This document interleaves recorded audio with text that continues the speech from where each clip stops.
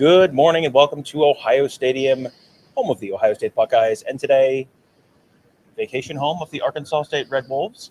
It is, I've been on good vacations and bad vacations. It seems like this might not be a great vacation for Arkansas State today, but it's a great vacation for me because I'm here with Tony Gerderman of BuckeyeHuddle.com. You can tell because you can see his hat. Tony, thanks for joining me. It was a pleasure. Yeah, this is a work day for me, though, Tom. Anytime I get to be with Tom and Kevin, it's a work day, and I better be getting paid. So we will do our best to earn our money today. It is, I guess let's start with everyone's favorite topic, the weather. It is overcast here in Columbus, but there's no real chance of rain in the forecast. It looks like it's going to be kind of high 70s in the mid-afternoon kind of time. Maybe a little peak of sunshine in the second half, but not, nothing to be concerned about. Wind right now blowing south to north, open end of the horseshoe to the closed end of the horseshoe, and the flags are kind of, just kind of out there, but nothing. This does not feel like a game where the weather is probably going to impact things. No, and the most boring topic in the world, Tom. Photographers love the overcast sky. Is that right? It is true. Photographers do love the overcast sky because if you people sitting in the front row of the press box love an overcast sky too, but we'll get to that later. Also digging the air conditioning. Yes, the air conditioning's okay. Yeah, the overcast sky keeps you from getting, it's like noon games. The sun is shining straight down, so you get weird shadows. You can never see anyone's face in a football helmet. So an overcast sky, nice consistent light throughout the game. You want to do like a whole hour on photography talk, or should we talk a little bit of football? No, let's talk football. We could save the photography talk for Aperture Weekly on Tuesday. The post-game show. It's like the late show, except no one watches. That might actually be true for the late show. I don't know if it's even on. Doesn't matter. We're not here to talk about that. We're here to talk about Ohio State football, and we're here to talk about the availability report. And that just released. You can find the full list on BuckeyeHuddle.com. I think we have sort of assumed all week that anyone who's even remotely a question is probably not going to play today. Where do things stand with the availability report? Yeah, two names on the game time decision list is Jackson Smith-Njigba and Julian Fleming.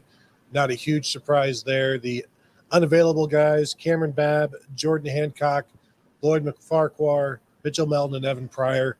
The new names there would be Cameron Babb and Jordan Hancock, although both of those guys were dinged up in camp, so they're not actually new in that way. But Julian Fleming and Jackson Smith-Njigba being game time. Julian Fleming was a game time decision last week, did not play. I'm a little I see Jackson Smith-Njigba's name here, and it's like, well, if he's a game time decision, why play him? And we talked about that last week after the game. Right, and Jackson Smith-Njigba being a game time decision feels like that is a don't make Ohio State fans panic kind of thing, where what are the odds Jackson Smith-Njigba plays in this game, even as a game time decision, even if he's 98%? What are the odds that Jackson Smith-Njigba plays in this game? 10%. That feels high, but yeah, I think you're in the right neighborhood. There's no real reason to play him. You're a 44.5 point favorite. Jackson Smith-Njigba is a heck of a football player, but Ohio State has wide receivers a place where they've got some decent depth, even without Jackson Smith-Njigba, without Cam Babb, maybe without Julian Fleming. Fleming feels like maybe maybe they play him, but I don't know how they balance. Look, we want to get this guy on the field finally. It's been, he has just constantly not been on the field so frequently as a game time decision versus, well, you probably don't need him today either. Well, did you see the post that the Ohio State football social media put out yesterday of the best Fridays in football? They have their contest where they're throwing mini balls into trash cans and driving on it. There's a picture of Julian Fleming driving and dunking on Marvin Harrison. And I say dunking in a trash can, essentially a barrel. But if you're able to partake in the walkthroughs of the best Fridays in football, that would seem to be a good sign. Like if you're doing something like that and you're messing around, is basically what that is, then you would think that you should be good to go. So, but we know in the hours leading up to games, there's just something, he tweaked something. It was a little damp outside. It was a little slick. I think these are pretty close to ideal conditions to come out and play. So, seeing his name on here, not a shock, obviously, but I would be a little surprised if we don't see him play. I keep going back and forth on that because it's like at some point, very clearly this is a precautionary thing to have him on that list. But at the same time, they have just been so consistently so conservative with him because he's had so many things, and you don't want a tiny little thing you can play through to turn into a bigger thing you can't play through, because they might not need him for Arkansas State and they might not need him for Toledo, but they're going to probably need him for Wisconsin in a couple of weeks. So that's just such a difficult balance in the strike, because I'm sure this has to be frustrating for him too, where it's just, oh, it's a shoulder, oh, it's a hamstring, oh, it's just a little something here or there, and he hasn't had season-ending injuries. He's just had constant minor nagging stuff over and over and over and over again. Yeah, it feels like though at some point you got to play, and if your body doesn't allow it, then that's another thing. But like, yeah, it's really, I guess you shouldn't be surprised whatever happens with him. But if he was a game time decision last week and it was very close to him playing, you would think he'd be a week better. And there's talk about a shoulder thing. Like if you're doing the best Fridays in football and what they're doing, they're banging around on each other. Like if you were being very precautious, you wouldn't be doing that. Yeah. So I feels like he should be good to go. But again, you wake up on the wrong side of the bed and it's like my neck is like killing me. So, I think that this is one of those games where talking about all the starters to me is far less interesting than talking about the guys we're going to see in the second half, because it sort of feels like, okay, what CJ Stroud is probably going to do against an okay but not great Sun Belt defense. If he doesn't, that's a little bit of a, at some point that becomes a little bit of a concern, even without Jackson Smith-Njigba or Julian Fleming or Cam Babb. But, this is a team that Ohio State should physically dominate in the first half. They should be able to just run the ball as much as they want to. They should be able to throw the ball as much as they want to. The defense should be getting off the field. And, if you give up a score, it feels like this is a game where the defense gives up a score. It's a safety slipped and someone went 70 yards. This doesn't, this is a game where you probably shouldn't be giving up 10-play, 75-yard kind of methodical drives. I'm very interested to see how this defense reacts to playing a very different style of offense than they did last week. An offense that last week was taking its time, allowing the defense to get into place, allowing the defense to move around and do some things. This, Arkansas State will snap the ball at 20, 25 seconds on the play clock. There's no, they've got to get set. They've got to be ready. They've got to be communicated. And so this is going to be a different test and maybe a better test in terms of how quickly everything can get situated. We know with time everything looked good against Notre Dame, but this is going to be a situation where multiple guys are on an island, and that one missed tackle could lead to several big plays. So I think there's some things to watch in this one in regards to this defense. Now, it might all get blown up by the front four, but what happens in the back seven I think is going to be interesting to watch. And it's sort of another interesting to watch is going to be, how do you balance, if you're Butch Jones, wanting to maybe keep the Ohio State defense a little bit off balance with running quick, with also, boy, if you're running hurry up, a 3-and-out does not take a lot of time off the clock, and then your defense is right back out there. Yeah, that's the interesting thing. Like, you have to be yourself. You have to – I don't know that he's coming in to win this game, but sure, yes. Mm-hmm. Yeah. Same. But you have to be yourself. Like, I still go back to the 1998 season opener against Wyoming. That 7. Yeah. 97, okay. With Dana Dimmel, took over for Joe Tiller. This high-powered Wyoming offense. Dana Dimmel, a native of Upper Arlington, I believe, probably had some family in the stadium. Just didn't want to get blown out and slowed it down. This is a Wyoming offense that used to be high-powered, and I think the game was 28-14. 24-10. Okay, there you go. I think it was 28-14. Look it up. But just he wasn't interested in winning it. He just didn't want to lose it badly. This, Butch Jones, I don't think he's like that. He's trying to build something, and so I would expect him to come out swinging more than be a conservative guy, because he doesn't want to be at Arkansas State forever. You want to make your mark, and you can only really do that by swinging hard. Yeah, and this is an Arkansas State program that he's taken over a program that has been at a consistently high level for a long time, that has kind of dipped a little bit. The previous coach, who's Blake Anderson, who is now at Utah State, his last couple of years, his wife was very ill. She ended up passing away from cancer a couple of years ago. And, you have other focuses, like real life intervenes sometimes. So that can cause a little bit of dip in recruiting. And they've lost some guys in the transfer portal to bigger programs. We actually saw their kicker here last week. last year's kicker, was here last week with Notre Dame. So, they've had a little bit of a dip in talent. And so now Butch Jones, this is a little bit of a rebuilding project for him. And, week one, they just killed Grambling. And this is, it's an FCS program, and it's not a high-level FCS program right now. This is not the Doug Williams or Eddie Robinson level Grambling. This is kind of a very middling Grambling. But they killed Grambling. I mean, they killed Grambling dead. I'll just read through some stats from last week. James Blackman, their quarterback, a Florida State transfer, by the way, 15 for 20, 210 yards, 2 touchdowns, no interceptions. Johnny Lang Jr., running back, 13 carries, 124 yards, 9.5 yards a carry, 1 touchdown. Brian Snead, former Buckeye, 12 carries, 59 yards, 4.8 yards per carry, 1 touchdown. Chip Flemings, 7 catches, 122 yards, 17.4 yards per catch, and a touchdown. I mean, they've got some talent there. This is going to be kind of a slow build, and this is also one of the things where how many guys on Arkansas State's team are Ohio State caliber players? Brian Snead, okay, there's one.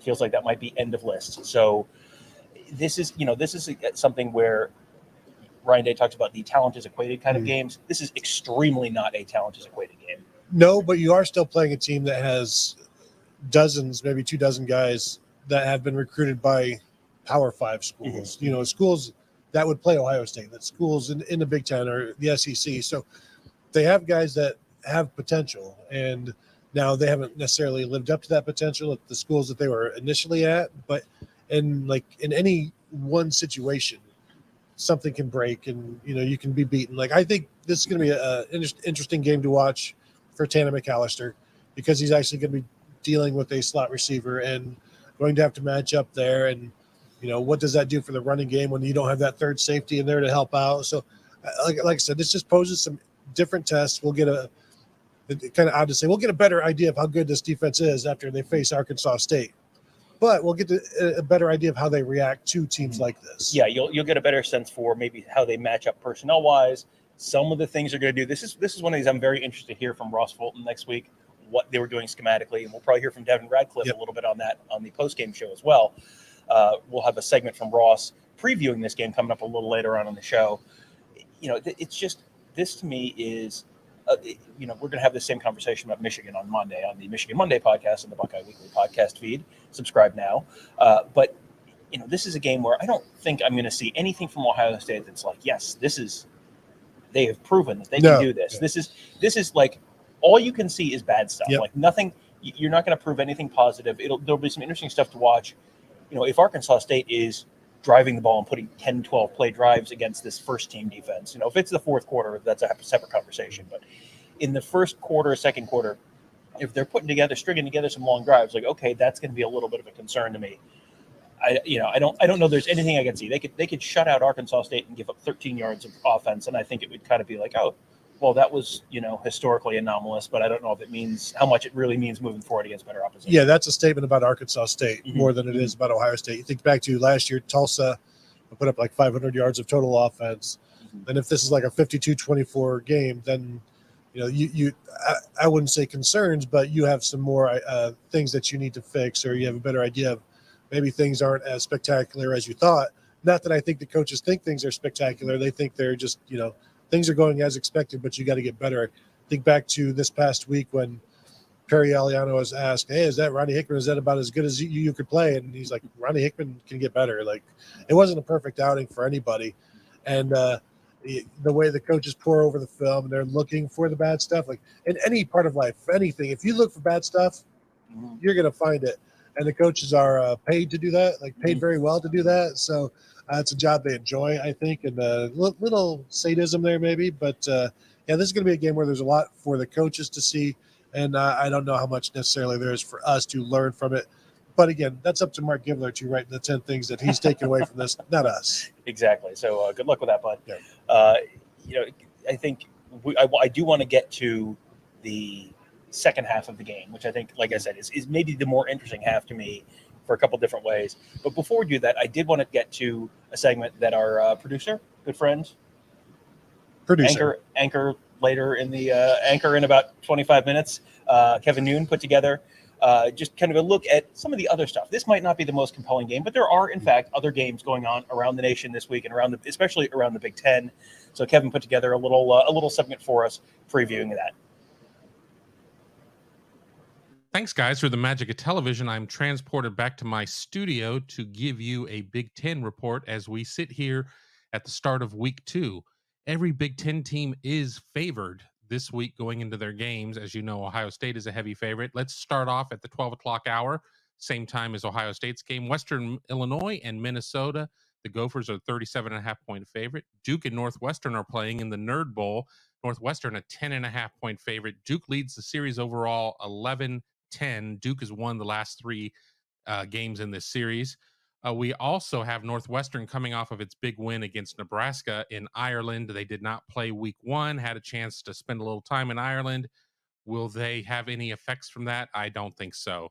Ohio is at Penn State. Penn State had its 35-31 win against Purdue in league play, looking to bounce, to continue on against the Bobcats. And we go to 3:30. We have a couple games there. Washington State at Wisconsin. Wisconsin's a 17-point favorite. This game is brought to you by the letter W. Wisconsin's 2-0 in the series. Last played this game in 2007. And then we have Maryland at Charlotte. Charlotte's already 0-2, soon to be 0-3 with Charlotte being a 26.5-point dog. Losses already to FAU and William and Mary in a bad loss. Move ahead a little bit more to 4 p.m. We've got a couple games there. Akron at number 14, Michigan State. Michigan State is a 34.5-point favorite. Michigan State is 2-0 in this series. They have not played in more than 100 years, so going back to 1914 is the last time they played. The annual Cy-Hawk game is coming up with Iowa State at Iowa. Iowa is a 3.5-point favorite. Iowa has won 6 straight in this series. Will Spencer Petras and the offense be able to do anything? The defense is going to be pretty good, but, we'll see. I mean, 3.5, it may be a game that it might be 7-3 to cover, but we'll see. UVA is at Illinois. Illinois leads that series 2-1. Illinois is a 4-point favorite. UVA won the series or the game last year. So this will be a chance for them to even up this little home and home. Indiana State's at Purdue. Purdue is a 34.5-point favorite. No old Oaken bucket on the line here. That one is saved for regular Indiana. Purdue is looking to bounce back from its loss to Penn State. And then Wagner at Rutgers. And I had to dig for this line. Only one book had a line on it, and I had to question it. 51 points. Okay. All right. Wagner, maybe if they're just going against Jack Wagner. I don't know.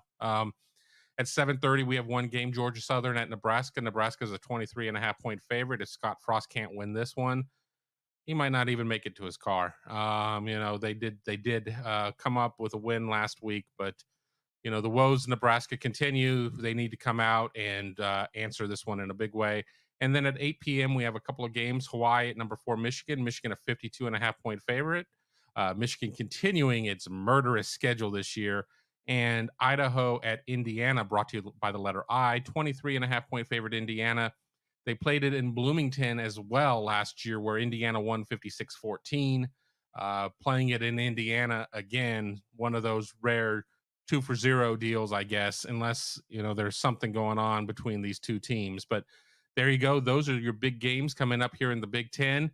As I said, everybody is a favorite in the conference. We'll see if they can win the week or if somebody trips up along the way, a couple of single-digit spreads.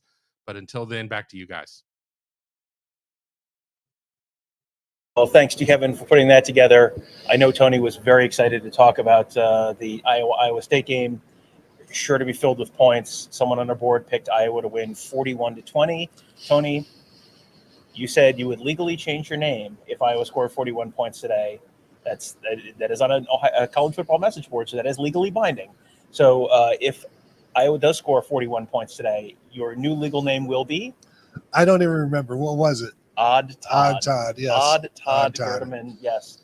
Yeah, I think I didn't want to even mention it. I didn't really have a rooting interest in that game until now. And now, man, I hope Kirk Ferentz has a child who can call offense. Well, because the one he's using right now can't. But if he can, boy, I can't wait for the post-game show. Tom, I don't want to ruin your hopes and dreams, but hoping and dreaming of 41 points for an Iowa football team that isn't playing an Ohio State defense from 2017 is a fool's errand, but by all means, lose sleep over it. If Iowa scores 41 points in the month of September, that's a bet. Maybe we should come up with some terms for. Maybe schedule some midweek games. Yeah. Can you do 2 a days of games? I don't know if that's a possibility. Only if you're Bishop Sycamore. All right, that's. Top that. Let's just move on. We're going to move on from Iowa State to something that will be interesting, which is the second half of this game, which, the first half, like we said, you kind of know what you're going to get, and it's going to be some degree of Ohio State, lots of points, Arkansas State, not very many points. The second half of this, to me, is when I kind of get intrigued, where it's, okay, now we're seeing guys who we've seen just a little bit of, maybe we haven't seen any of. Who is someone in the second half? Give me one guy on offense and one guy on defense who you are maybe most intrigued to see today. Well, I'll give you one connection on offense. Kyle McCord to Jaden Ballard. We haven't seen Jaden Ballard thrown deep to yet, and Kyle McCord, I think he's going to want to get out there, and I think they want to allow him to throw and get him some action. And just thinking I want to see Keon Grays get out there and look like the Chris Olave that we've all thought he looks like, but that may be the fourth quarter thing, and I don't know how much they're going to be throwing deep in that situation. But it'll be early enough, I think, when Kyle McCord gets out there that he can unleash one to Jaden Ballard. Let's see what that looks like. Defensively, how about Chip Trainum? We haven't really talked about him. Made the opening tackle with Xavier Johnson last week on kickoff return. He's a guy that he didn't play any defense last week. Should get a good amount of defense. I know I was going to say C.J. Hicks, but there's a guy in front of him, and his name is Chip Trainum. So allow him to run around, and he's an active guy, and this is going to be the first time he's playing linebacker in college. So I think he's really looking forward to this, and I think the coaches are looking forward to putting him out there. Yeah, and he's someone who you've heard good things. He's been repping in a spot in the in the depth chart where you feel like they're seeing enough that they're gonna feel good about him later in the season. This is going to be a little bit of a process. This is like freshmen coming in. This is not his freshman season, but it's his first year as a linebacker. So you're kind of on sort of the same track there. He is going to probably by the end of the year be a contributor, like a significant contributor. It'll be interesting to see where he shakes out today. Before I get to my two, let's get gonna guess it's a super chat, Kevin. Jordan Kapler, what is the injury status of Todd Verdeman? Todd Verdeman. The G is silent. Starting quarterback for Arkansas State. Yes, super chat from our good buddy Jordan Kapler wants to know the injury status of Todd Verdeman, the Arkansas State. What is that? The fourth string quarterback. Scout team quarterback. Scout team, yeah. Backup scout team quarterback. Yes, no, he's good. A little, just aches and pains like the rest of us, but he's going to be okay. He's a gamer, not much of a practicer. Doesn't like to show up early for anything. Sometimes being late is on time. Being on time is early, and no showing. You never know. There's nothing wrong with that. Yeah, makeup concerns, I think, is the phrase that I keep coming back to there. So yes, we'll see. We will see if Todd Verdeman makes an appearance today. For Ohio State, there's a lot of guys that are going to make an appearance in the second half. I'm going to start on defense because I think my answer here has been consistent for the whole season. Like back to January, the guy with most to see on defense is Caden Curry. I think he's someone who we heard he was repping with the twos at times during some of those scrimmages. Didn't get to see him on defense last week against Notre Dame. I'm going to guess you're going to see probably a decent run from him. He's someone going back to high school. You never hear anyone say anything bad about him. Just players, coaches, high school coaches, anyone around the program. Like he is just he is in that rare group of guys who it's just like you never hear anything bad, and he's someone who I think could be a somewhat immediate impact player for Ohio State. They've got plenty of talent on that defensive line, but with the way they rotate, if he can show something today, he might be able to get into that rotation a little bit more moving forward. Well, and you look at the seniors that they're going to be losing at defensive end. He's going to be needed big time next year as probably the number 3 defensive end, along with Jack Sawyer and JT Tuimoloau. But yeah, this is a situation where I could see him playing in the first half. Get him out there with first-team defense even, with some first-team defensive tackles, although they've got 3 of them, 4 or 5 first-team defensive tackles. So get him out there with some of those guys see what he does, and let him go because I expect him to play quite a bit in the second half. But what Larry Johnson likes to do, and the same thing he did with Chase Young, put them in situations where they can succeed. Throw him out there on a 3rd and 9 in the second quarter and see how he does. Let him just all you have to do, go get the quarterback. They're going to throw the ball. And if they don't, we'll be there to clean up the run and just give him some opportunities to succeed. Yeah, and so he's someone I think I'm watching for. On the offensive side of the ball, I feel like you could pick almost any skill position guy. I think you could make an argument for Devin Brown. He's someone who this time a year ago we were watching Kyle McCord start against Akron, and he was good against Akron. He was not incredible against Akron, but he was for a true freshman to come out and start a game. That was like okay. That even against Akron, that was okay. That's impressive. The moment was not too big for you. Came a little nerves early, but not too bad. Devin Brown, I kind of want to see what he looks like today. Dallin Hayden feels like he's probably going to get, of anyone, the most run of any of these, true freshmen on the offensive side of the ball. You've got, Travion Henderson, Mayan Williams probably going to just sort of, I figure they split carries in the first half and the second half. It's just now basically Dallin Hayden time. Let him run. Let him see what he can do. Wide receiver, I'm not even going to steal your guy. Thank you. You have been banging the drum for one particular freshman wide receiver for quite a while. Who is that freshman wide receiver? Caleb Brown. And if you think about it, he's probably a slot guy. If they don't have Jackson Smith and Jigba, he kind of moves up a spot if need be. So, yeah, I've not mentioned his name because you go back to Jackson Smith and Jigba as a slot receiver as a true freshman, 10 catches, 49 yards. We built him up in the spring for good reason, and not that he failed or anything as a true freshman. It's just sometimes it's hard to make a mark as a true freshman at receiver. And Garrett Wilson, 30 catches as a true freshman was the most since David Boston in '96. It's not easy to do. But yes, Tom, I am looking forward to seeing Caleb Brown out there today, even though it may just be a quick screen that gets tackled for a 3-yard loss because it's poorly blocked. Yeah, and that's the thing. This is so early in the year. You go back to freshman wide receivers over the years, and you think of freshman wide receivers making big plays. Chris Olave scores 2 touchdowns in the first half against Michigan as a true freshman. You basically didn't see Chris Olave before about Halloween that year. Yeah. I feel like, and it was like the Michigan State game. I think he kind of broke out a little bit later in that 2018 season. Garrett Wilson was.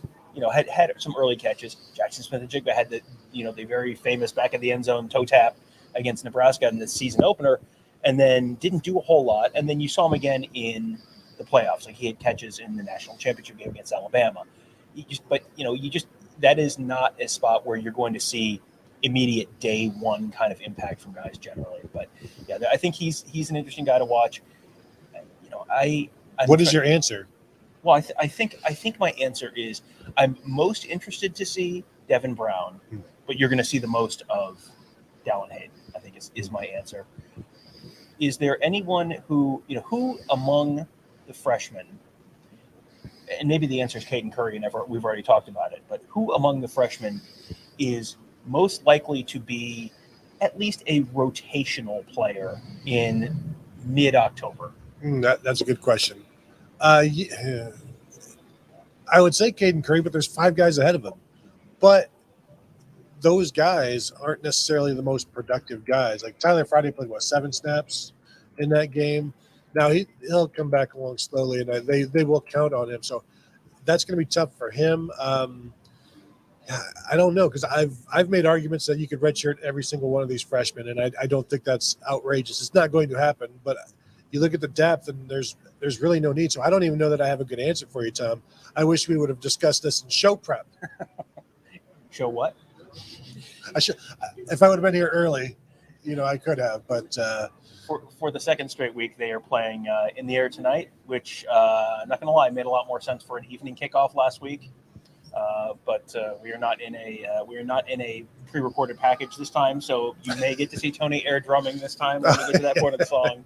No promises. No. I'm just going to need your mic. Okay. And this chair. And this paddle game. There is, I think to me, CJ Stroud, you look at last week, and it felt disappointing in a lot of ways, I think. You're going up against a top 5 team that is sort of a defense-leaning top 5 team, and he finishes with 71% completion, 230 yards, whatever it was, 2 touchdowns, no picks. And it was like everyone kind of went, and playing without Jackson Smith and Jigba, playing without Julian Fleming, playing without Cam Babb, and everyone kind of went, yeah, I mean, it was okay, I guess. If that's, if you're okay with it, then I guess it was okay. A game like this, it feels like you're probably going to walk away. He's probably not playing that much in this game, and they're probably going to want to run the ball. This feels like this might be another week where even if the numbers are good, people kind of go, it was okay. Well, and that's the problem. You're going to have to do it kind of all in the first half. Mm-hmm. But that's where these should be the 230-yard games, because you're only throwing it in the first half. And it's 230 yards and 4 touchdowns, and there's some deep shots.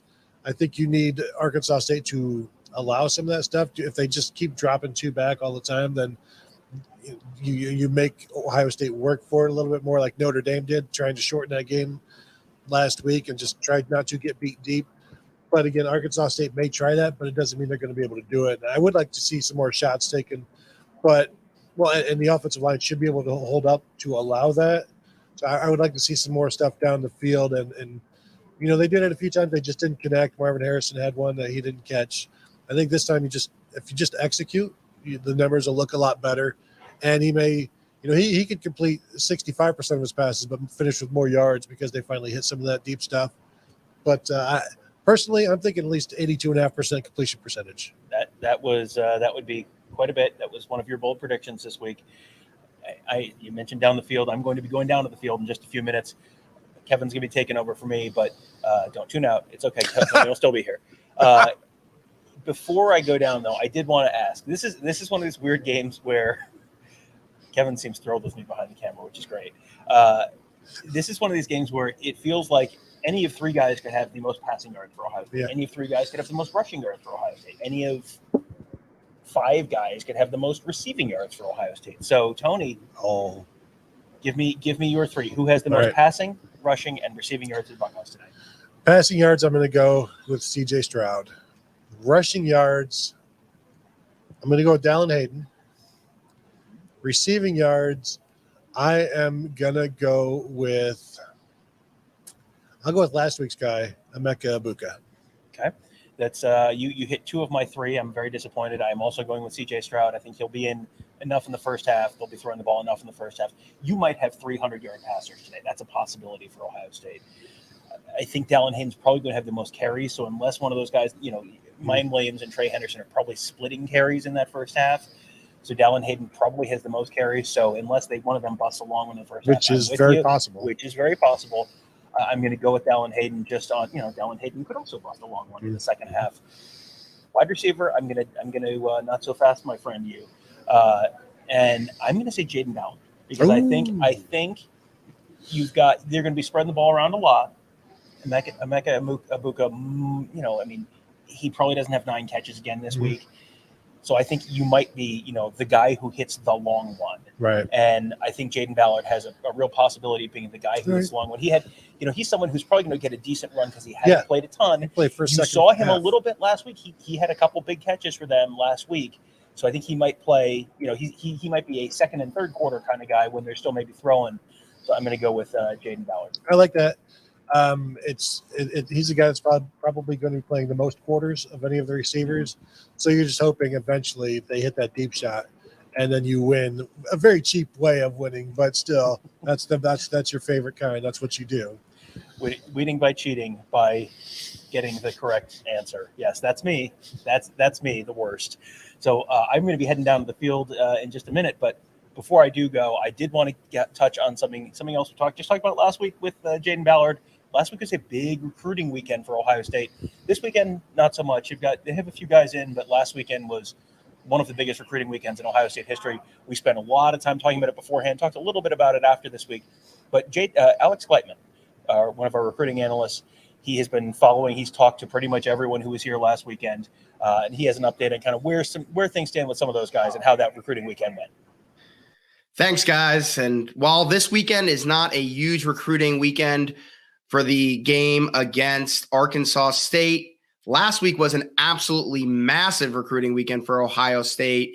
It was a visitor list that, tops any that I have covered since 2008 when I've been doing this. And there was over 75 recruits in attendance. Ryan Day talked about how tough that was to manage while preparing for the Notre Dame game. But I think it was worth it for Ohio State. They made some really big inroads on some 2024 recruits. There were some big time names on campus. But I think more importantly, the 3 uncommitted guys that they had in the 2023 class, 3 defensive ends, Damon Wilson, Keon Keeley, and Mateo Uagalele.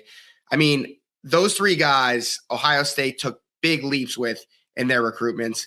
Keon Keeley, it's going to come down to Ohio State and Alabama. Florida's trying to get in there as well. I think at the end of the day, is it the best personality fit, the best scheme fit? If that's the most important things for Keon Keeley, I think Ohio State is going to be the pick.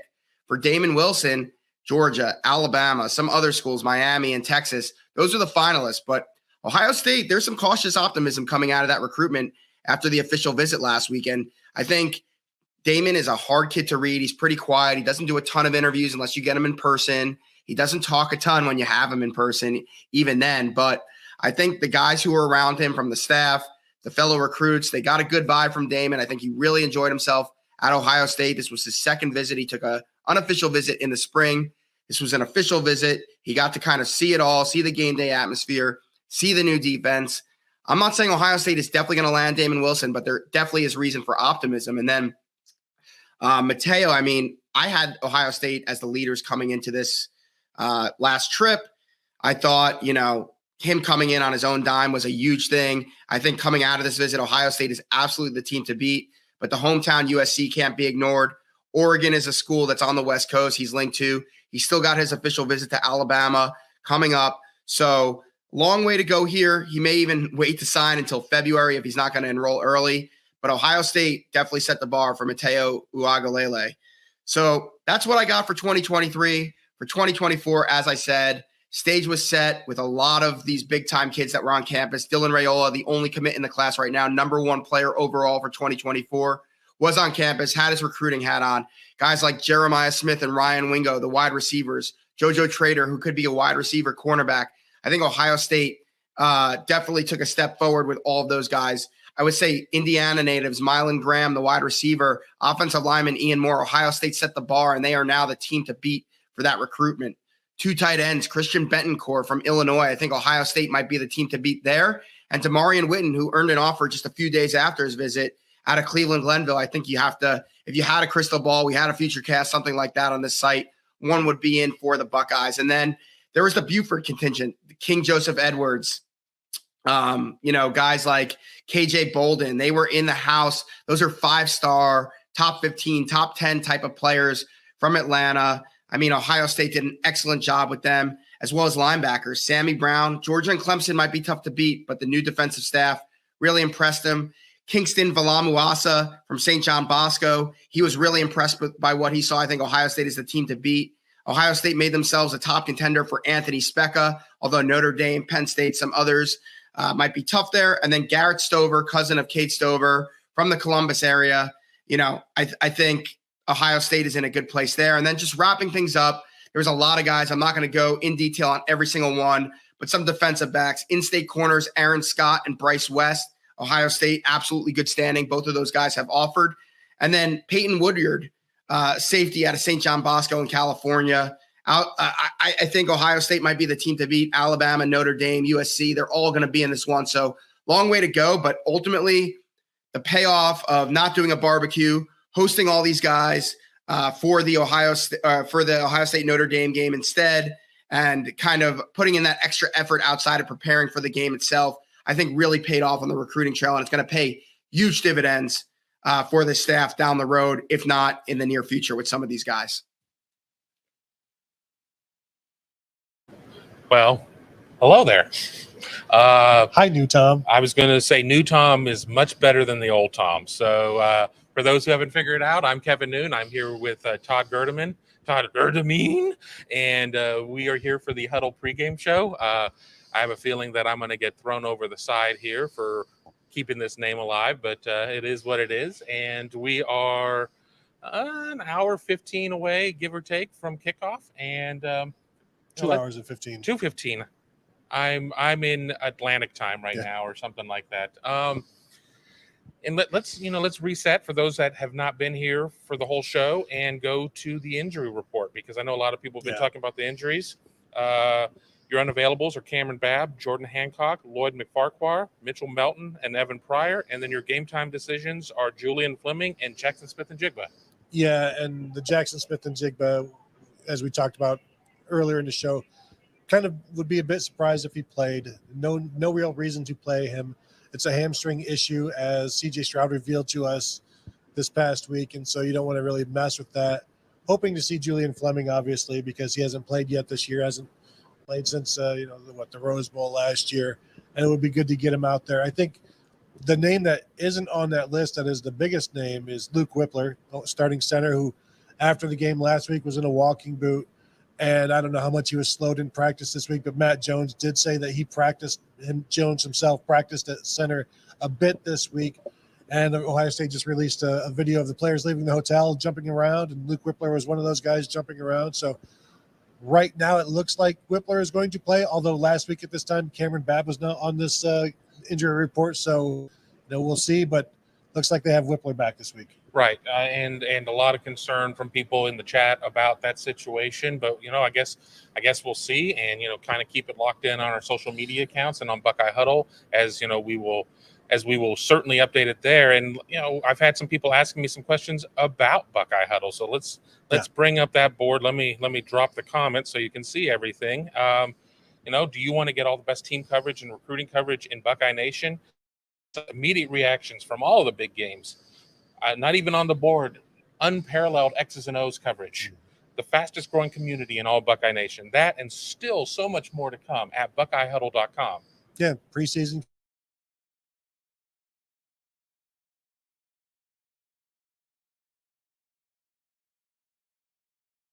Suggestions. That's the other thing. Earlier in the week, somebody asked on the board, "Hey, why don't you guys? Are you going to have any Q&As? Are you going to have any chats?" And like 15 minutes later, we had an all-day staff chat for.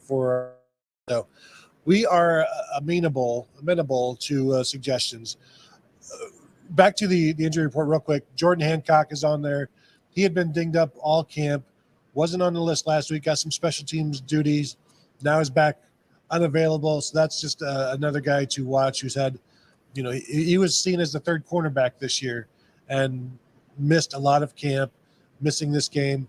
Could be a amount of action for Jair.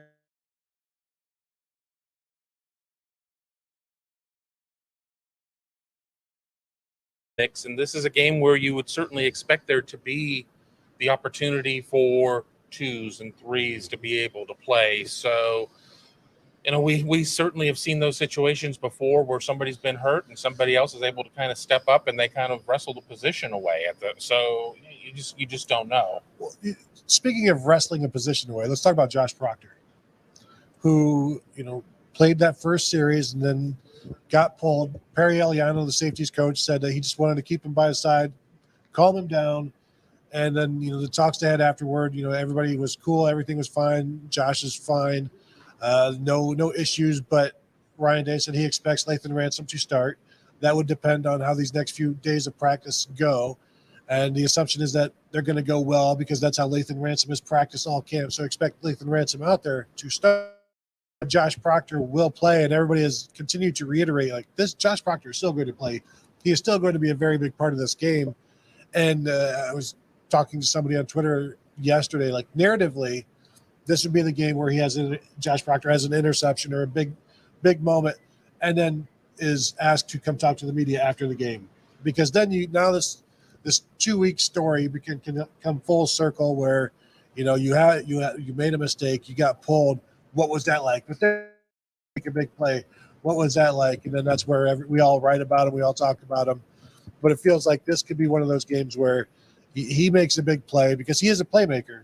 And you would think there's going to be some opportunities for him to do that this week. Right. And I think that it's a matter of being able to grasp that opportunity and see what it is you can do, because it's one thing to be able to do it in practice. It's one thing to be able to do it controlled scrimmages, where you know what the other team's running and everything else. But when you're able to get out there and do it against another team, I mean, that's what's so important. You want to be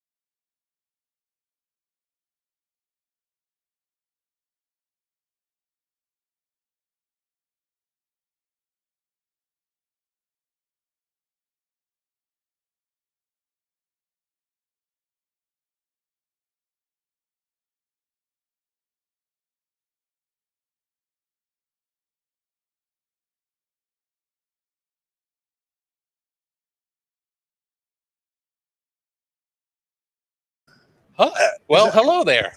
I don't know what happened to our Wi-Fi. Hello, new Tom. Yeah, hi. We're talking about the injury report. Hopefully you guys didn't miss anything. We kept talking because one of the rules of TV is don't stop talking or don't start swearing because you never know what's going through. But we are back. Not sure what happened with the Wi-Fi. Yeah, but we're back. But we are back. Just flicked it on and off. Just seeing if it still works, and now it does. So that's good. And we are back. Done talking about Josh Proctor. We expect him to play tonight. He's a fifth-year guy. Tom and I were talking about some of the young guys we're looking forward to seeing. Like who are you be watching today? I'm really interested in seeing what they do with the quarterbacks. Obviously we're going to see Cal McCord before we're going to see Devin Brown. Do we see them in situations where they're able to run the Ohio State offense? Or are they running the let's get the heck out of here and go have our post-game Chick-fil-A and get on with our day? So I think you have to run the offense with Kyle McCord because he's the backup. Like you have to do that. Devin Brown can come in and throw some short stuff or hand off because even when Joe Burrow was the third quarterback, like he threw a little bit. And, you don't often get to see the third guy throw. Shoot, in 2020, the second guy didn't even really get to throw. But, yeah, I think you have to allow Kyle McCord to throw the ball. Let him – and honestly, I'd like to see him out there with the first-team offensive line. And that's what I said in one of our shows, that I would like to see him come out and do at least a series, maybe in the second quarter, before everybody, and we're making big assumptions here that this game's going to be over by halftime. I don't want to end up on old takes exposed or freezing cold takes or anything, but I'd like to see some of these guys have an opportunity before they cut the tape off of the starters and everything else. And, there is a certain point where you're just not getting back in there. And when you're out there with the 2s and the 3s, I mean, you're still going to get some good looks, but let them run with some of the top line receivers and go from there. Yeah, give him an opportunity. You want to know what he can do if he is thrust into a starting role? Let him be out there with the starters, and you get a better idea than if you're out there with freshman offensive linemen, redshirt freshman offensive linemen. That will also be an interesting thing to watch. Like Zen Mahalski at left tackle, something like that. Ben Christman at a guard, where these younger guys are getting their first opportunities, and can any of the the 4 true freshmen, get some run out there? I think it'll be fun to watch maybe Enoch Vamahi get mixed in there. He played well in his 1 or 2, 3 snaps against Notre Dame. He's a guy that stuck it out, 4th year. He's a guy that has gotten a little bit of playing time here and there. 4th year from Hawaii? Yeah. Like a long way from home.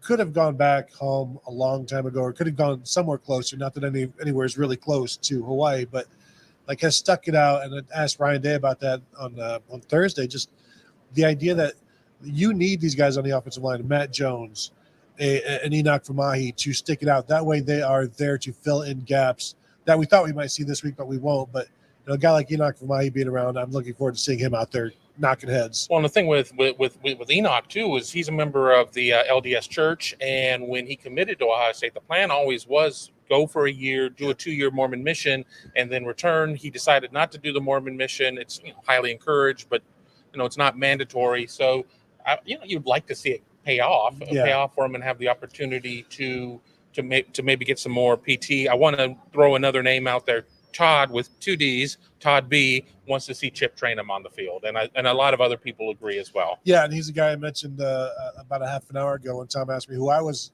of those second teamers. Like, yeah, he's a guy I want to see out there. Hasn't gotten to play on defense yet. This will be his first opportunity.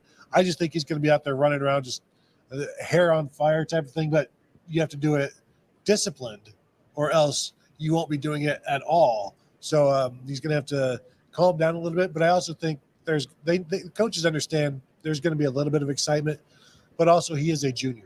There's it's not the first time he's going to be playing in a game, but yeah, I would like to see Jim Knowles give him something to do aggressively, like, okay, a blitz or something like that, where you just go make something happen and you don't necessarily have to worry about particular assignments. Like your first play, just go, basically. Right. Absolutely.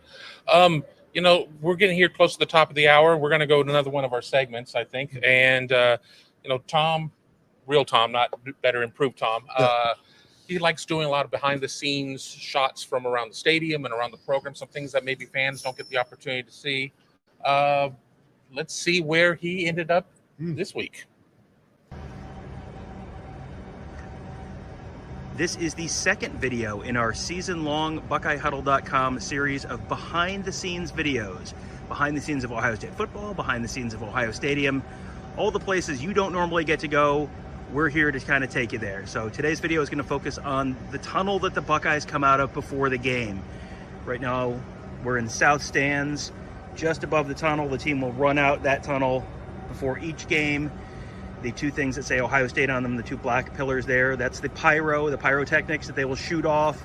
They'll have flames coming out the top and steam coming out the side, or smoke coming out the side, to give give the team's entrance just a little bit of extra something to get fans excited.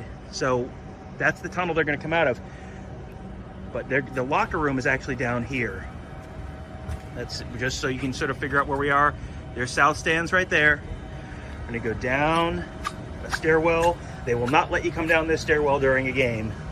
So we're going to go down a stairwell. The team's locker room is on the left. There can be an open door there. That's the locker room that they're going to come out of. We can't go in there. Even with our credentials, we can't go in there before the game. So apologies, we cannot do a locker room tour. But there's the locker room. The team will come out those doors and then come down this way, walking kind of towards the gates. The first gate there in front of me is going to be closed when the team is coming out, so the fans can't get to the team. Come down, take a turn here, and then you come down the tunnel. Here's the top of that tunnel. Say "Our Honor Defend," coming down that wall there. And then there's banners at the top. There's banners for each of Ohio State's national championship teams, and there are also banners for their undefeated seasons. So you can see those as we go down the tunnel. The team will kind of go up and down the tunnel a few times during the course of pregame, but then once the game itself starts, this is where they're going to be running down.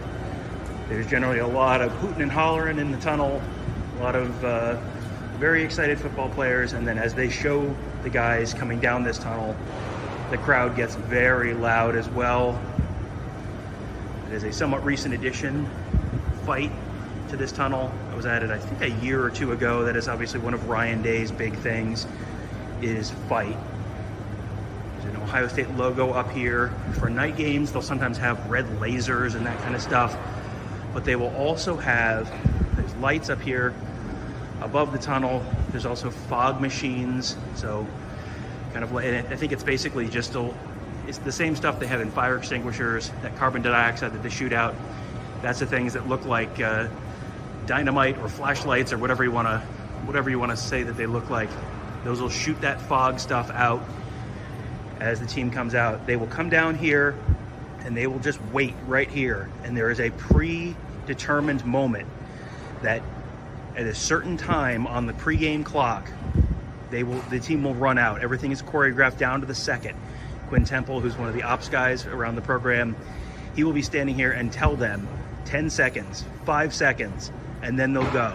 And then the band will play. So they will run out here, they'll run through this tunnel, out between the two pyro stands here. You can see those here. Run out onto the field. There will be more people here when they're doing this for real a little later on today. But head on out into the field, run across over to their team bench area, and then they'll start the game. So just a little look behind the scenes at Ohio Stadium. Like, I know you guys this was one of our more popular segments last year, so we wanted to bring that back and kind of give you guys a sense for what it's like in the parts of Ohio Stadium you don't normally get to go to. So that's the team tunnel, and we'll be back with another one next week. Thanks, old Todd. Tom. This is confusing here. Good stuff from his behind the scenes, and look forward to those every week as he has a lot of things planned. I think he has a couple things that he's just waiting on one more element for, but I enjoy watching those as much as anybody. Yeah, I'm still hoping to see something with the victory bell. That would be cool to see. I think that's what we're waiting for. And we're hoping to have one more hit from Tom in the show as he has made his way down to the field for when the players arrive. On-field correspondent Tom Orr. Exactly. The video is a little choppy at this point. I'm going to keep an eye on it, but once the players really start to make their way, we will take his shot.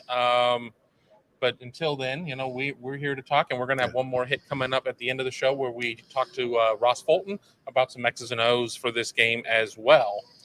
Yeah, are you expecting Ohio State to come out just throwing the ball to get C.J. Stroud his work and then dip off to let somebody else do it? Because Ryan Day wants to get out to a fast start. They didn't last week. They want to show that they can. So I'm thinking, and we know they can run. I think they can run, but I'm just expecting them to come out throwing the ball and get C.J. Stroud, get the ball, get a couple touchdowns, and then maybe run the ball. So I expect some throwing early. Are you on the same page with me, or do you differ? Wrong? No, I think.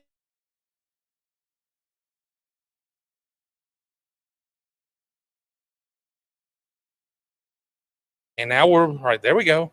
So somebody is using all the bandwidth up here or something. I don't know what. I'm downloading a bunch of songs. Yes, I was going Napster. My LimeWire is going on right now, but I think that you want to go and see what. Are they going to try and take a page out?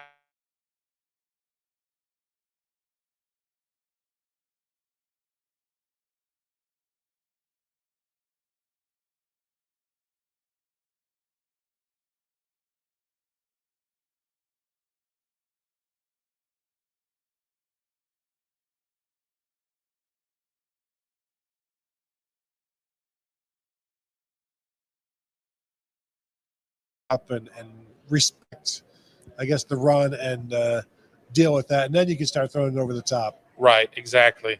I'm appreciative of everybody who's sticking with our internet issues right now. I don't know why we keep getting dropped, but we are. But we're going to keep it going.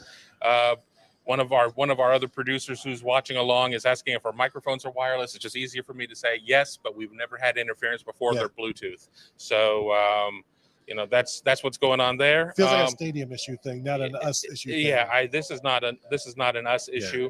As you can see, kind of in the corner, we have Tom shot up. We're just wait until the players get here. But yeah, I kind of took a little wind out of my sails there as I'm sitting there. It's okay, Kevy. It'll be all right. I know. I lost my train of thought there. So we're being asked if there's an Ethernet port. There are, but not all of them are on. And I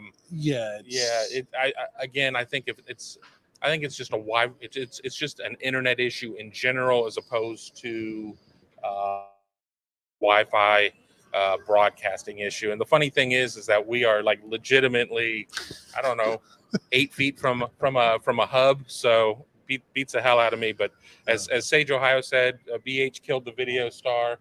That's the case. So more reason than ever to make sure that you're also signed up to Buckeye Huddle. Look at that hat.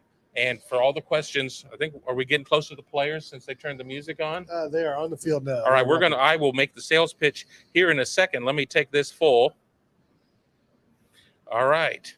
So this is a scene from on the field at Ohio Stadium as we go.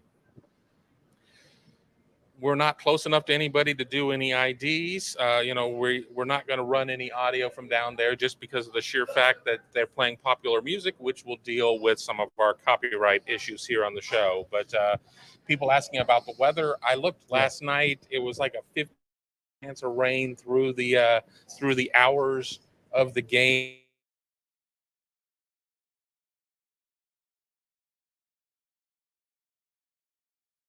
Phone and said about 15% there. All right, we're wrestling with the Wi-Fi again. I don't understand this. A little overcast, no rain, just kind of ideal conditions, not too hot. Game time kick of about 75 degrees. You can see Brutus in his finest. He has his suit on. That is always my favorite Brutus right there. The one all business Brutus. Yes, business Brutus. I mean, he's the one who could get into the airport lounge. There's Ryan Day. There's RJ. We're a little choppy with that shot now. RJ in a sling. Mm-hmm. Ryan Day said that his status for this week was doubtful. Glad to see that he was able to dress for the walk, though. As you can see, all the players are fine. I wonder how many of those players took CJ Stroud up on his deal for those express suits, because your linemen aren't going to be able to fit in there because all those suits are skinny suits. Well, and is this one of those things where you take the $500 gift card and you buy like a $50 tie and you get cash back? I mean, I would. Yeah. Like I've done that with El Vaquero. It's like. It'd be queso for everyone if I were there. I mean, come on. Like, here's a piece of paper. Now, please, I would like my $14 back for my 3 tortillas. Nothing on them. I just want the tortillas. Absolutely. I mean, I've done that at Costco. Where you go in and you get like the big gift certificate, and I try to spend all the money, but they're like, oh, I mean, you could just sit there and get like a pack of gum. I'm like, correction, 400 packs of gum. This is Costco, sir, and go from there. Everybody looking good. Some guys rocking the loafers. Some guys with the tennis shoes. Or as my wife says, she calls them tenny shoes. I don't understand that one. It must be a Southern thing. Would you be a loafer or like a high top guy? I'd probably be wearing slides. I want to be comfortable. No, I mean, I wouldn't be a good enough player to have any choice. I'd be whatever they told me to do. You wear these boots. Ooh, cowboy boots. How about that? Cowboy boots. How about you're Texan? How about I lived in Texas for 5 years. How about Robert Landers with the cowboy hat? There you go. Now that was a look. That certainly was a look. Mark Pantoni going by. Not a big recruit, like Lightman said during his piece. So, we just need to get our own Wi-Fi signal here. That's what I've determined. You sit there and you think part of the reason we do this in the press box. Oh, we're going to get strong Wi-Fi. Yep. No. Aww. Bring your kid to work day. We're still players filing in at this point. Coming over from Skull Session. Absolutely. Stay with us on the pregame shows moving forward. We may find a way to make that one work. I just don't know what the Wi-Fi situation is there. Well, you're starting to see our the issues that we work with and the logistics of how we can do this and how we can get to Skull Session and get over here for this. And, but we're trying some stuff during the early games, like this Arkansas State game. Much better for the Wi-Fi to be crapping out on us in this game than the Notre Dame week. Right. We need to know what our boundaries are, what we can do, what we can't do. I'm still trying to convince Mark Givler that we need a live view system. I think that's going to fall on deaf ears. So please sign up for Buckeye Huddle so I can get a more dedicated wireless system for all of this. But what we're doing right now is good. We're getting here toward the end of this, so we're going to clear the shot here in a second so we don't have Tom thinking that we're still hot. But could you pull a suit off like that, Tony? With those shoes, yes. With those shoes? Yes. It's the shoes that bring it all together. All right, we're going to come back full here at this point, just so we don't Kevin, I know people want to talk about X's and O's, but I'm just, in terms of how they looked walking, is this team ready? I have not seen a more focused team walking today. Wow. Oh, okay. All right. Today. Yeah. No, they had the look. I mean, the thing is too, with what we had going on there, it wasn't, everybody's got to have their music and everything else. You got to get in the mood. What would be the music that you would listen to getting ready for the pregame show? Oh, I don't know, like Devil Went Down to Georgia, something like that. Something, fiery, get me going, or some, Metallica, maybe some Pearl Jam, something from not the last 20 years, 30 years now, something old school. Steve Earle, Copperhead Road. There you go. You see, I would listen to some Rage Against the Machine. Yes. I need to get the blood going. Yeah. I need to get pumped up. I need to get angry at the establishment. Everything else there certainly would listen to. Right. The man on the other side of the line trying to keep you down. I mean, that's, back in the day when I used to go to the gym, which was many moons ago. I mean, I would like to listen to that. I mean, I would have some Rage. I'd have some GNR, some things that would really get things going. No, it's just me, Tim. I wouldn't be listening to BTS. No. I don't even know what that is. Isn't that K-pop? I don't know. I don't know. Yes, I think it is. I don't know. I mean, I saw them like on a Samsung commercial, and I'm like, what's going on here? My wife's like, that's BTS. I'm like, WTF? Yeah, exactly. Any questions that we've got? We've got a lot. I mean, I got a couple here. Sure. Remember, we're still going to get to a Ross section here too. DK asking, do Arkansas State fans do the SEC chant if the team plays well? As members of the Sun Belt Conference, wouldn't it be SBC? Right. Well, and it would sound the same. So it will be. If there's an SBC chant in Ohio Stadium today, something has gone terribly, terribly wrong. Over under on number of Arkansas State fans, I would put it about 175 today. I think it's going to be a friends and family type of situation. I think that the Ohio State band will play their fight song, which I couldn't tell you if I've ever heard it, as they're probably not bringing their band up to this one either. But yeah, friends and family. I'd never really looked through their roster to see if they had a local player or two, somebody from Ohio. They certainly might clean up, on player tickets if that's the case. Probably the allotment of 5,000 or whatever. Probably most of those came back to Ohio State. Exactly. I punched out one that I liked there, so I missed a question that I liked. But Ryan Dawes, over under on sacks. I think Tom is calling for at least 6 in this one. That was his bold prediction. Does 6 seem overly bold to you? Because I had this bone to pick with him as well. Is 6 a bold number? 6 is kind of a big number, but I don't know if it's a bold number. I mean, I certainly have seen games, and I remember a Michigan State game here many years ago where they had 10. I mean, it's going to be 8 or 2. I mean, it's right. Yeah. They're either going to get to the quarterback early and often, or they're not. And I think a large part of that too is going to be a case of Arkansas State saying, well, we're going to move the pocket, we're going to get the ball out of the. James Blackman's athletic ability, some things along those lines could limit it, but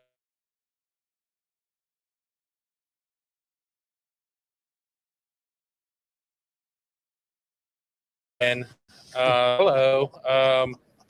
I have no idea. We're listed on OSU Fan Wi-Fi, which is the same internet that you can access as a paying ticket holder here for the game. Well, I mean, I would switch it over to my own hotspot, but I don't want to lose this here at this point. The gates have opened up, and now there are dozens of fans in the stadium. Tens of fans here at this point.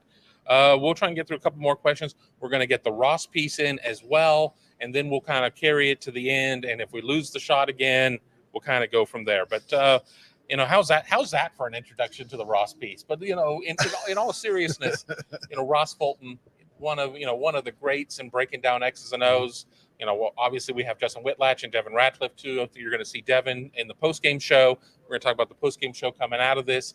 But I asked Ross on Friday, just to, a little bit of what he would like to see in terms of the Buckeyes on offense and defense. Things I'm looking for this weekend are on the defensive side. It's how does Jim Knowles shape the Ohio State defensive scheme to a more traditional spread offense. Notre Dame last week was a bit unique in that they were using multiple tight ends, often using a wide receiver as a second running back on jet sweep action. So this week we'll see a more traditional 3 wide receiver, 1 running back, 1 tight end set often. And so how does he align? Does he play a bunch of 3 high safeties? Last week they used quite a bit of man coverage on early downs. Is there equally amount of man coverage, more zone? So lots to see in terms of, another data point in the Jim Knowles transition of the Ohio State defense. With the Ohio State offense, it's less scheme, more execution, a little bit more of crispness between, CJ Stroud and, the non-Jackson Smith and Jigba receivers. Some of that did happen over the course of the game on Saturday with Notre Dame, particularly. He and Marvin Harrison did not seem on the same page early on, and by the end, they were hitting a lot of those outside comeback routes that make Ohio State so difficult to defend. And so, look for more of that. How that Ohio State continues to diversify the run game. We did see some of that on Saturday, both in terms of, play action out of the pistol where they're very run heavy, using some different types of counter plays or getting to some of their more traditional plays like wide zone and duo from different formations. So continue to see that, and then how they intersperse our run pass options off that. And, ultimately, in both the run and pass game, what hurt Ohio State against Notre Dame was the lack of creating explosive plays. Arkansas State should obviously present an opportunity to right the ship on that. And, Ohio State needs to get headed in the right direction in terms of creating both big plays downfield in the passing game, but also bigger runs than the run game. Well, there you go. What I'll say is, again, you want to keep it with us for the post-game show coming out of this game. We'll have plenty of X's and O's. Let me find our post-game here. Oops, that's not the right one. There it is. All the best team in recruiting co.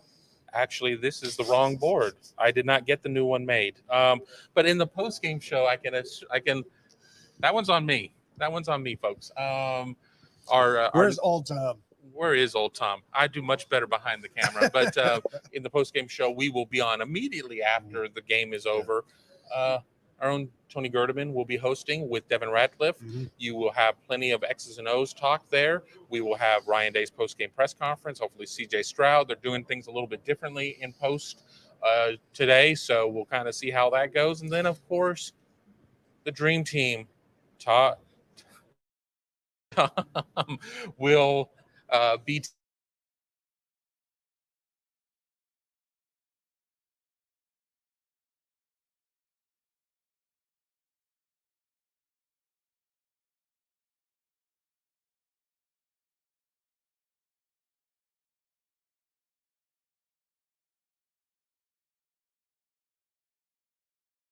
drum roll. Hey, Are we back? All right, I'm on my own hotspot. We'll see if that's any better. Let's see if this works. But we may come crashing out of the show a little bit earlier than planned, just because of frustration. And all joking aside, we want to provide the best product that we can. If the internet is not going to cooperate with us, we don't want somebody else's mess up affecting our track record. Right, and it's totally somebody else's mess up. This is not on us. This is not on us. But it is interesting that we're having these issues today, and then post game, as you mentioned, things are going to be different in terms of the way interviews are set up, where they're going to break out players, and it's not just all going to be at one table. So that will be different. Also, me doing the post game for the first time, that will be different. So if you thought this portion was messy, just wait till you see me trying to figure out how to run things. Not that I'll be running things, but hosting the show with Devin, and I can do that for a little bit as we go through post-game interviews, and then figure out how to get me from the post-game interview thing to the podcast. But we'll work it out. Don't worry. We don't need to talk about it now. But just stick with us after the game. And like last week, hours of coverage afterwards. We'll do the same thing this week. And the good news is that Tony will have a much better producer for the post-game working with him than me, as I will be in the post-game getting video from there. So we'll kind of go from there. Bobby Ryan asking what will be our post-game meal. For me, there's no sleep for the wicked. I probably won't get to eat until I'm driving home. I may run through T-Bell. I don't know. Yeah. What about you? I got some pizza in the fridge, so I'll just have some of that for dinner tonight when I get home at like 7 or 8 o'clock. So hopefully before too long, I tried to get pizza last night. I live in a quick story. I live in Pickerington. Pick Central and Pick North played. I'm like, well, maybe it'll be safe to get a pizza because everybody's going to be at the game. Game sold out early. Call up Domino's. I know. Oh, Domino's. I just wanted something cheap. I wasn't looking for a culinary experience. I was just looking for food. After 50 minutes, I looked at the little tracker. It's still being prepared. I'm like, well, that doesn't sound right. So I call. Takes me 10 minutes to finally get through. Oh, yeah. It's probably going to be about another hour and a half, 2 hours for that. I'm like, what if I come over and pick it up? Will you waive the delivery charge? Sure. Give us 30 minutes. I go over. Pizza hasn't even been started yet. Give us another 20 minutes. I'm like, they're like, we got one ahead of you. I'm like, yeah, I appreciate it, but I'm going to just have to pass. So I don't have any pizza at home. How can they have one ahead of you and it's going to be 20 minutes? The pizzas themselves take like 7 minutes. I ordered pan because that was not because I like Domino's pan, but that was the best coupon. It was a two topping medium and a 2 liter for $10. You know, if you just use the app, I did use the app. You can get a three topping large for $8. Yeah, but I didn't have a 2 liter or whatever. I mean, I don't know. I don't know. I'm not telling you how to live your life. Well, you should probably tell me how to live my life because for 50 years, my life has just been a collection, a comedy of errors, if you will. And today, along with this Wi-Fi. Yeah. Any other questions, non-pizza related or? Yeah, I had one up here. I may not be able to find it. Oh, NE Pats 11. You guys think we'll see a former kicker at corner today? No, I don't think that's going to happen. I think that's a scout team thing. I don't expect to see Jake Seibert out there playing corner. You've got too many other young corners that you want to get out there. Ryan Turner is healthy as a freshman. You know, we've talked about Jair Brown, J.K. Johnson. Those are your guys. And honestly, Lloyd McFarquhar being out walk-on corner moves Jake Seibert up, but I don't know that it moves him up enough. Although, I don't expect it, but, fourth quarter, last play, last series of the game, if you see him out there, Is Arkansas State still throwing at that point? No, probably not, which is... Then sure. Yeah. Then sure. I mean, I'd say at that point. Another question from NE Pats. I still have some in there. He was asking about which primetime game which one are you looking forward to? Well, I'll get home and I'll turn on the Michigan game. I'll have that on the second TV. I think, is it Kentucky and Florida? Is that a 7:00 game? I think so. So I'll probably have that on for a little bit. I'm looking forward to the BYU Baylor game. I heard BYU's without their top 2 receivers, so that may make things even more interesting. So that'll be like the 10-15 game that I will fall asleep to at some point. Yeah, my wife is in Louisiana right now for her birthday, spending it with her family because I don't really care about being around when I know you're going to be at work all day. So I can fall asleep with the TV on. So I will probably watch some 10:00 games as well.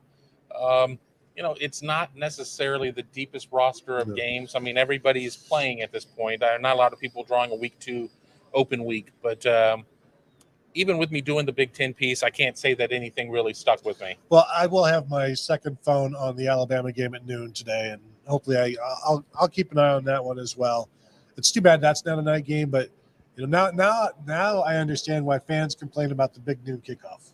Now this has finally affected me negatively for the first time. Well, and that was the thing when I set an alarm for 6:45 this morning. I was like, "What was I thinking?" But it's still better than. After Notre Dame left here, I mean, I think I got home at 3. I think I was in bed by 4. I mean, that makes for a long day. I mean, with, the NFL being back, I certainly want to be able to pregame a little bit. And truthfully, I can't even pregame because I'm producing a NFL show as well. So, well, you're producing a Brown show. Well, I'm producing a Brown show. So, if those of you with Spectrum Sportsnet or I guess Spectrum One, just be sure to watch it here in Columbus and say that I'm awesome.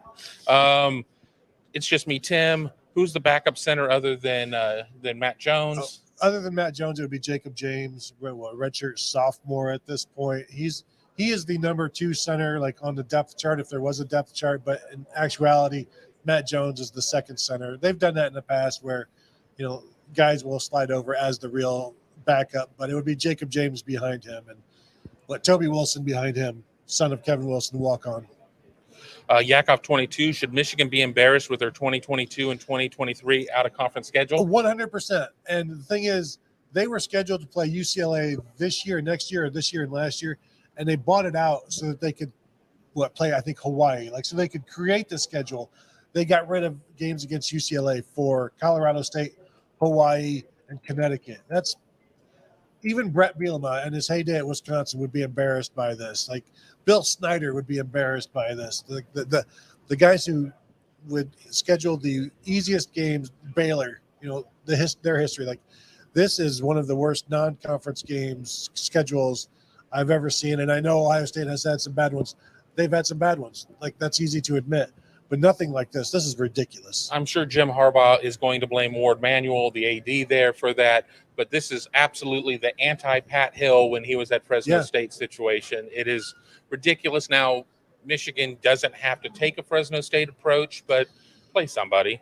Play somebody. Yeah. And I think they paid UCLA like $1.5 million to get out of that game in 2019, and they had to pay Hawaii or somebody like 1.9, 1.8 to play this. So it's like you've paid money to get out of the tough games against UCLA in 2019 to deal with this, but it has allowed him to put J.J. McCarthy out there, and he will take over. Now he will be Michigan's quarterback for the next 2 years, maybe not after year 4 or after year 3 rather, but better than Cade McNamara, I'm going to assume. Let me scroll through here. Ed Rogers, do we need competition at right tackle?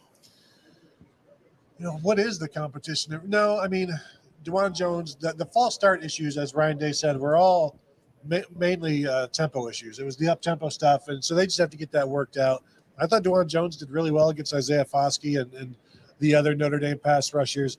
There was just that false start thing, and it bothers Ryan Day, but that's something that they work on, and you get it better. But there's no competition at right tackle. Really, there's no competition on this offensive line because it's all set. The first team has been set since like January. Yeah, exactly. And the thing is that you don't want to sit there and necessarily call a false start an effort penalty, but it was loud. There was a lot going on. Don't do it again. It was a lot more forgivable than maybe Jaden Ballard's personal foul on the punt return or kickoff return or whatever that was, where he retaliated. And when he was, what are you doing? He's like, well, he hit me first. Well, all right, then he hit you first, but you don't have to hit him second. Yeah, I guess the answer there is hit him first. Well, they always see the second one. Or generally see the second one. Yeah. RK, anyone interested in how Quinn Ewers does today against Alabama? Yeah, I'm going to have the game on my phone. I imagine, because here in the press box, you'll hear just random scores and things like yelled out from like people to other people, just score updates. And, hey, Quinn Ewers did this or somebody just did this. So I am definitely interested to see, I saw some highlights finally of what he did last week. Did not look great. His interception was really, really bad, running to his right, throwing back across his body into triple coverage of 2 receivers. And so it was good that he got that out of his system, or at least knows not to do that. I don't know if it's out of his system though. Knowing not to do it. And I know not to have 12 beers, but it's not out of my system. Right. I had no beers last night, by the way. It was too early of a wake-up call. Yeah. Let me get back here into the starred comments. Yakov 22, this was from much earlier. Does there seem to be much juice in the parking lot stadium? At the time I got here, it was pretty empty. Hadn't gotten there. I don't think we're going to necessarily see a sellout on this one. I saw $20 tickets on the resale sites, which probably meant $20 tickets with $40 fees. Yes. Yeah, no, getting in here 4 hours ahead of the game, it was much different than last week. But I think this is your standard 12 p.m. kick against an Akron, a Kent State, Tulsa, whatever, where there's not a lot of juice in it. There's still people walking around in Buckeye jerseys, but it was much calmer, certainly, than last week. Somebody was asking, let me find it here. Adam, whose dog is in the press box? I have not seen a dog in the press box. So if you could inform us on the chat, what if you saw one, heard something? There was some squeaking I think somebody was like wheeling a cart or something taking like something that. some catering to a suite or some sort. Taking some fine catering elsewhere. Definitely elsewhere. We're going to take the show about another 15 minutes so we can try and get in on the media breakfast. As I know a lot of people ask questions about what it is that we get to eat. Yes, somebody else was saying it was a cart going by in the private chats. I'm guessing it's eggs, sausage, and some form of potatoes. Some yes, and we're getting yes, and we're getting confirmation from somebody who is probably not watching the show, but is in the vicinity of the show. The mini hash browns are back. The mini that with a little Tabasco. Ooh, I mean the eggs are hit and miss sometimes. It just is what it is with food service eggs. Yeah, let's end the show now. You're talking me into this. Well, no, we owe it to our people. We owe it to our people. Somebody talking about Four Locos are killers, man. Stick to the natty ice. You're in Tony's world now. I've never partaken of the Four Locos. The last iced beer I had was probably some Ice House back in high school. Those were some powerful things. I mean, college, after I was 21, powerful, strong ice houses. I was going to say, I did try natty ice once, and I was not a fan. Not a fan. It's just me, Tim. Egg sausage burrito. Give me a tortilla. If they would throw some tortillas out there, that would be good. It's very easy to do, but or you know what? Start bringing them from home. Bring a hot plate. Ralph with some constructive criticism, and I agree with this. When you guys are home, you need to work on your background to hold attention. The way the windows on the left and the rail push viewers to you, it's much easier to watch. Look at Carpenter shelf focus eyes. I mean, here's the issue that we're dealing with. There are just not a lot of places that we can do this from, in terms of where we're not in the way, where we don't have people walking through our shot. We, if you know how the press box is set up, that on the home side of the press box, there are a couple of big sections. We're all the way at the end. We're either going to have to kind of shoot it this way, or we can kind of shoot it from the other angle, and then that's going to be just a blank background. I would, on the road, who knows? We may have to shoot. We may have to shoot those in the stadium, which comes with its own set of problems. So those may have to be in a parking lot. Who knows? Who knows? So we're always looking to improve the product. So Ralph or anybody else, don't hesitate to tell us what, things that we can improve on. Obviously the Wi-Fi, everything seems to normalize once I went to my hotspot. So, but I don't necessarily want to do that every week, because that would be problematic. And we are also trying to position ourselves in the best possible place. And that tells you there are not many great places to be positioned. El Suzabo asking how many drank 3-2 beer. I have had a 3-2 beer, but that was in Oklahoma before they changed their laws there. I did not quite hit the 3-2 beer era. Where I grew up in California, when I left when I was 16, so it wasn't really an issue, but a lot of people who I went to high school with got grandfathered in on 18 drinking age. I had to wait till 21. And I can assure you, officer, I didn't have any drinks until I was 21. No, that was way before my time. Yeah. Chuck would like us to film in the ladies' room. I don't know if that's going to work. Devin is more of a liquor drinker, tequila preferred. Well, Devin, over at Buckeye Huddle, we have a member whose wife works for a tequila company. So, maybe we can figure out how to have a tequila party at some point. Let's kind of go through there. RK, content is awesome. Thanks. Absolutely. We enjoyed doing this. We're kind of running. Oh, here we go. Kevin and Misty, Day hiring Fry to coach O-line might be as big as hiring Knowles. Thoughts? I don't think you can, don't forget about that. Like you saw the results of that hire, I think, in the fourth quarter and in the second half against Notre Dame, where Justin Fry came in and said, I want to be able to run the ball at Ohio State when the defense knows it's coming. That's what we want to do. We want to be able to pick up a third and 2 when everyone in the stadium knows what we're going to do. And they were doing that on Saturday. So, yeah, we'll see. The recruiting will have to pick up, but that was always kind of a hit and miss thing anyway. I do expect it to pick up. I think you'll see some NFL stuff start helping the recruiting, but assuming Justin Fry is here long enough to take advantage of that stuff. But yeah, definitely a very good hire, and you saw the results immediately in that fourth quarter. Absolutely. And you know what? I do want to comment on maybe the best icon. Let me find it again of that I've seen. Kevin and Misty have by far the best picture right there. That is, I mean, I'm lucky if anything shows up for mine, or it might be like a cat making like a weird face, but that is fantastic. So, you know, I promise I see all of these icons on here, and that's well, this one is great. I mean, you know, some people, I'm looking at you. It's just me, Tim. You need to customize What is this up this? a little bit. Yeah. Come on, man. Put some effort into it if you're going to spend hours watching us. Or just keep watching us. I don't care. It's all good. But since I brought up it's just me, Tim, if Dallin Haiti gets 80 yards and 10 carries, yes. I mean, Yeah, I mean, he was breaking big runs against the Buckeye defense in practice. So, you know, you would expect him to do the same thing against Arkansas State, a comparable defense to the Buckeyes. Yeah, so that's why I picked him to – you didn't get to partake, but we will have you partake in this.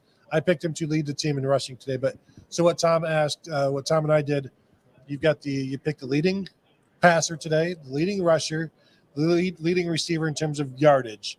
And I went with leading passer, C.J. Stroud, leading rusher, Dallin Hayden, leading receiver, Emeka Ibuka. Tom went with Stroud, Hayden, and Jaden Ballard. Kevin went with? I'm going to go with Stroud at quarterback. I'm going to change things up at running back, mostly because I just don't want to be a copycat. I'm going to say Mayan Williams. And then I'm going to say leading receiver is going to be Marvin Harrison Jr. And here's my reasoning behind that. He had a slow start last week, a couple drops, just a couple things that didn't work out. He had the touchdown that he wasn't able to haul in on the north end. I think that there's going to be a little bit of a concerted effort to get him back in the groove. I mean, he warmed up as the game went on, but other than that, I can't really say that I have a lot of strong reasoning behind my pick. Well, you know, I had boldly predicted him to have his first 100-yard receiving game last week. He did not do that. So right now I want nothing to do with him. So I would never pick him. If you want to go ahead and do that, that's fine. But yeah, I think he's a guy that the butterflies, the rust, whatever, that got worked out. So I think that's a pretty good pick. I don't have the question in front of me, but RK asking, does Chip Trainum get any carries? No, I don't think so. I don't think you do. If you want to address that, I don't think you do. I don't think you do that either. I think that you want to keep him single focused on running back, and I think we're going to linebacker, and we're going to see him at linebacker today. So I don't know. I don't think it's a case of we're going to throw him a bone or whatever. I don't think he needs that bone. I think that he's going to see some significant playing time at linebacker, and why expose them in something of where something fluky can happen? I mean, and of course you can make the argument of, well, then why play anybody? You could get hurt on anything. You could trip coming out of the locker room. All right, there's assumed risks. The one way I can see him carrying the ball today, if he intercepts a pass or picks up a fumble, returns it to the one, and it's like, let's reward him by giving him a carry at the one. Like, let's finish off this touchdown. That is the only way I think you see him running the ball. You know, they have Caden Saunders walk on as their fourth running back if they need to. It will be interesting because that's a lot of work for Dallin Hayden if he's going to be carrying the ball for like the last quarter and a half. So maybe they want to change some things up. But I would suggest, you know what, Caleb Brown, freshman wide receiver, played some running back in high school. Throw him out there. They won't do that in terms of the running back, but you can have Dallin Hayden out there for the entire second half and not run him with it. We're in about the final 5 minutes of the show. So as we're in the final 5, let's make sure that everybody subscribes to the channel, hit that like, give us that thumbs up, and hit that bell so you don't miss any of our programming. So you don't miss Buckeyes Tomorrow Morning with Tom Orr. You don't miss the Buckeye Weekly Podcast with Tom and Tony. You don't miss Big Me Kickoff when I get off my lazy butt and actually do them. You don't miss anything with Mark Givler, Alex Sleitman, our recruiting guys, and everybody on the Buckeye Huddle team. So be sure to give us all those thumbs up, subscriptions, and everything. A subscription just by subscribing on the YouTube channel, that helps our placement and how many people get to see our material. Yeah, and we have appreciated everything that you guys have done because we're seeing the numbers and they're getting better and better, and that's a result of you guys. So we appreciate that. Ty saying JSN warmed up early on the field and said he's good to go today. Maybe the staff feels differently. Well, Julian Fleming warmed up too last week, and then his game time decision turned into being out. So we'll see. I mean, it's a little bit different field conditions. There's not a lot of moisture in the air, so that means there's not a lot of moisture on the field. But I don't know. I think you still want to sit there and let him go through, some normalcy. Yeah, and they will let guys go through warm-ups and all the way up near kickoff before they pull them out. But if he's at 100%, then play. Like, if there's no reason not to play, no worries about making things worse, then I guess play. But if there are concerns, and I guess just having him as a game time decision is odd that you would risk playing him if he's questionable. But if he wakes up this morning, because remember, this is put out last, like this list is created last night with the final checks, and he may have been questionable last night or playing time decision, but like he wakes up today, goes through the warm-ups, and he's totally fine, and there's nothing there, then I guess there's no reason not to play him. But I'll still be a little surprised if he's out there. Here is my favorite comment so far of the day, and there have been several. These guys are worth it, folks. Become a member. Yeah. Absolutely. Thank you, Tom. That's not Tom. Oh, no, that's not Tom. I mean, I put something out like that, but I'm biased. Yeah. I mean, I think we're worth it as well, but I'm glad to see that everybody else does. I mean, There was one comment. We've had a couple people saying that. Steve Buckholz has been a big proponent of it. He said that he's a subscriber and everybody else should be too. A lot of the reason Steve has subscribed is just to give me grief on the board, so that's fine too. Like, if you want to do that, you need to get a special membership for that. It's 2x. It's 2x to be able to do that. We've had a lot of conversations about drinking tequila since I threw out a tequila party.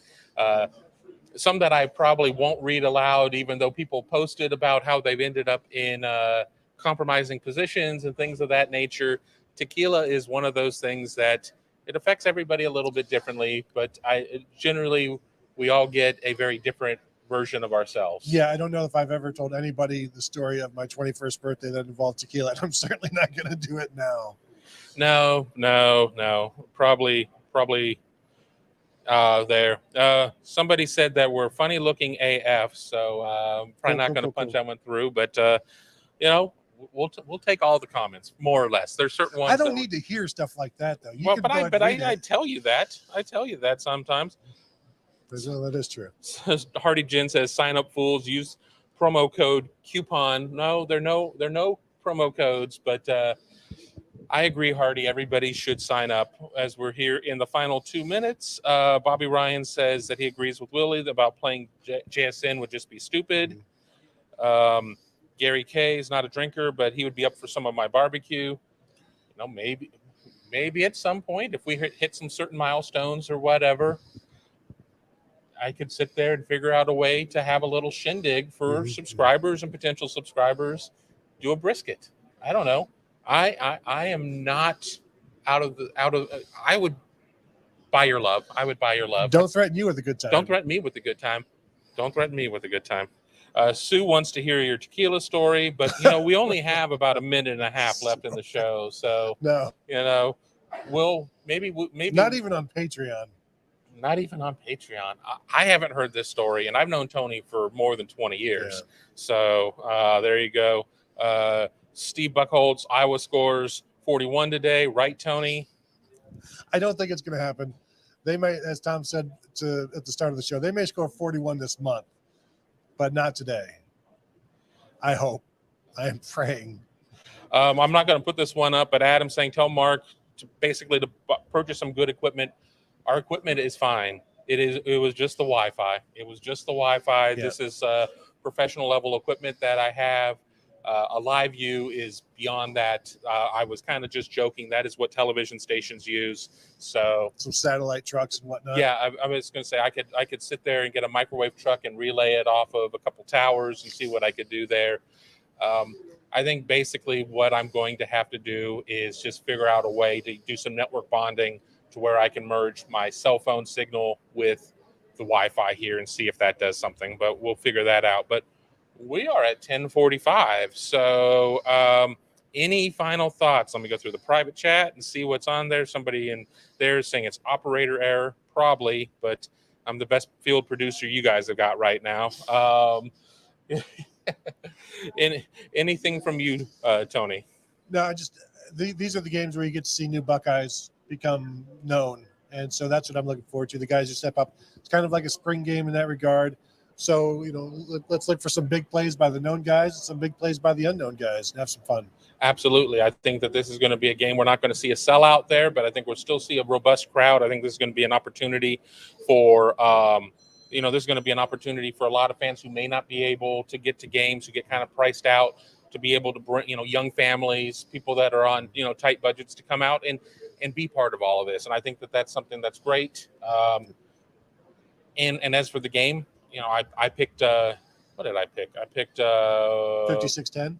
No, 52-7.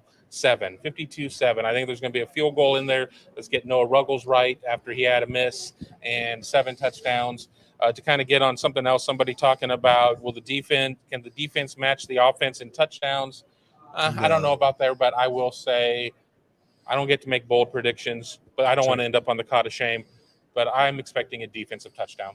Yeah, I would almost be a little surprised if there isn't. If the defensive line is creating as much havoc as you expect, one of these throws or a fumble has to end up in a defense's hands. And once it does, everybody turns into blockers, and they really enjoy that return game. So, yeah, I went 59-7, thinking there's going to be a defensive score in there as well. And our post-game producer, Shed, has said 64-13.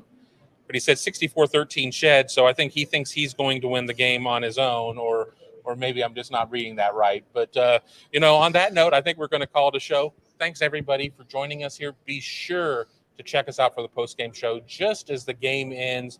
Tony Gerdeman, Devin Radcliffe, Tom Orr, myself will all be part of it. So much going on. Looking forward to seeing you there. But until then, we'll talk to you later.